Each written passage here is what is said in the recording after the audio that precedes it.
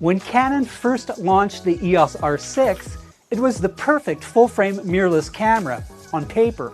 It has a 20 megapixel sensor, much like the one on the Pro 1DX Mark III DSLR, along with in-body stabilization, dual pixel autofocus, and 10-bit 4K 60 frame per second video, all for $2,500.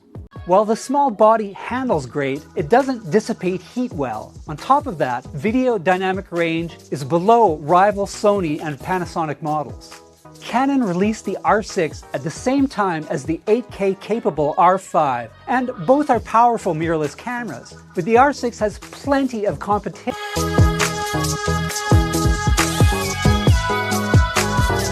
Canon has delivered here with the R6. It shoots sharp 4K 60p video that's downsampled from 5.1K with just a small crop.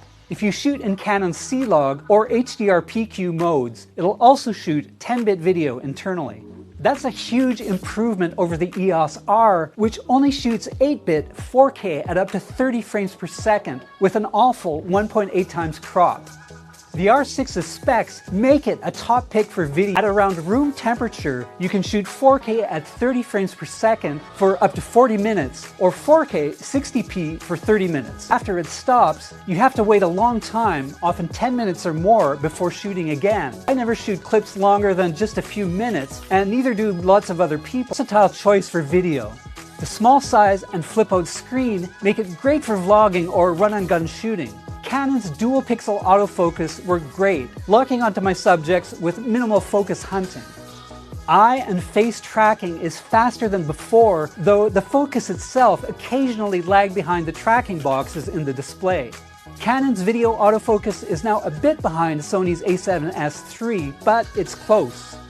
The in-body stabilization combined with a stabilized lens really steadies out handheld shooting. It can't replace a gimbal, but it acceptably smoothed out my walk and talk vlogging. You can shoot 1.6 times cropped 4K video, however the 20 megapixel sensor doesn't support full 4K resolution when you do that, so it's slightly softer than full-frame video.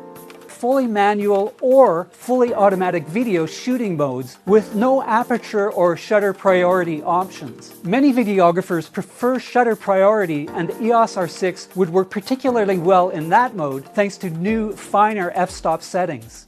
All of that aside, the downsampled 4K video is extremely sharp. Skin tones are pleasing and colors are accurate, particularly in C-Log mode. Though dynamic range can't match the S5 or even Sony's a7 III, it gives you lots of color grading options and supports HDR video.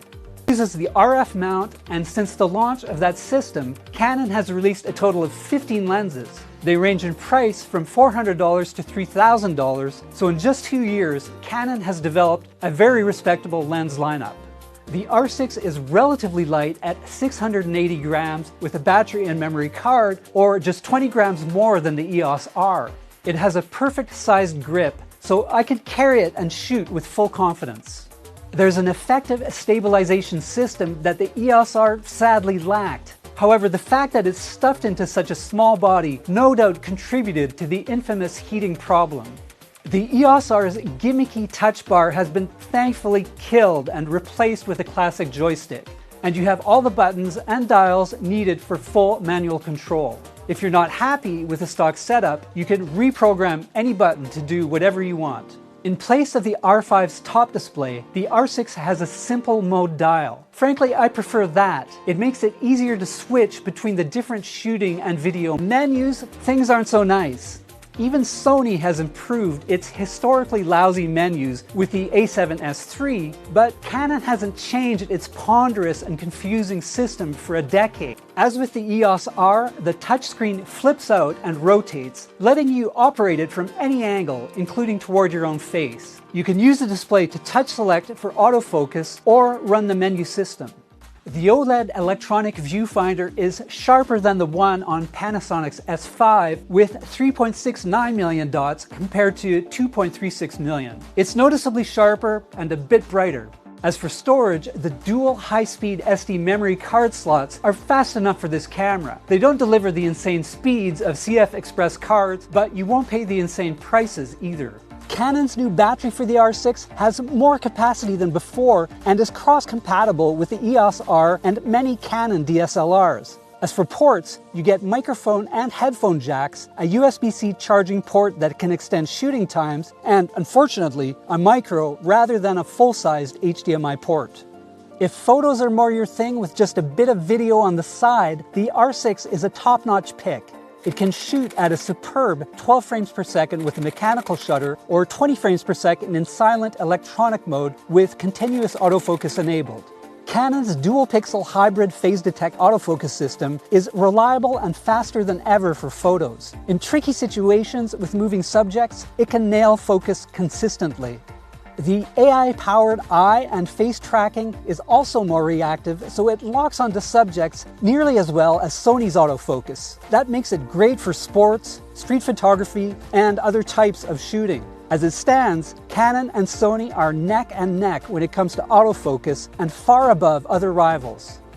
The EOS R6's in-body stabilization system is also highly effective. Canon claims up to 8 stops of shake reduction with supported lenses, and I got sharp shots down to 1/8 of a second with a stabilized lens. Yes, the 20.1 megapixel sensor has less resolution than the Panasonic S5 and Sony's A7 III, but it has slightly better low-light performance as well. I got usable images right up to the normal 25,600 ISO range with excessive noise in the expanded settings above that. JPEGs have good levels of detail without excessive sharpening, though slightly less than the higher resolution A7 III or Panasonic's S5. Color accuracy is good and skin tones more pleasing than other full-frame cameras I've tried lately. Raw images retain extra detail, especially in shadows. That makes images easier to edit should you underexpose them, and it's far better than the EOS R in that regard. There are plenty of other full-frame options at or below the R6's $2,500 price from Nikon, Sony, and Panasonic. If you plan to use it for classic video production, shooting continuously for no more than about 10 minutes, it's great. And for photography, it's an awesome camera that's right up there with Sony's A7 III. The R6, get another camera like Panasonic's S5 instead. Otherwise, the overheating will drive you crazy. That's too bad because it mars a camera that's otherwise nearly perfect.